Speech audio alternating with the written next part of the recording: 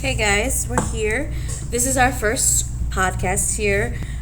If you pay attention and you write down everything that we're doing in class, I'm going to be going over the next 7 answers. You'll be able to get it perfect, you'll have the answers, and you'll be able to walk through the steps. So what we're going to start here is I'm going to break this into segments, first 2 problems, and then I'm going to give you another section. So we're going to start off with Bobby started with $250 at the beginning of the month. After 1 year, his savings grew to $2,500. By what power of 10 was 250 multiplied for Bobby's saving to reach $2,500 in 1 year? So what I like to do is I like to circle my numbers, and it's asking what power of 10 was 250 multiplied by. So I'm starting off with 250. I like to write down my numbers, and then I have 2,500. And what you notice is this number lines up with this number lines up with this number, and this number lines up with this number. However, this part right here does not have a number.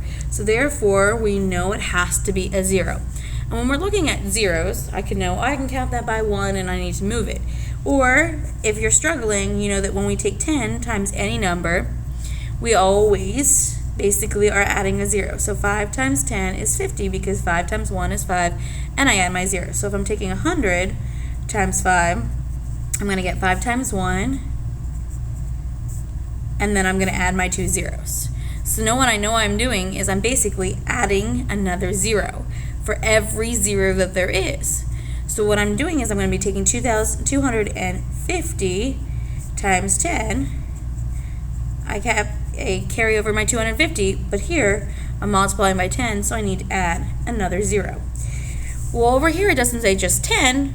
10 to the first is really 10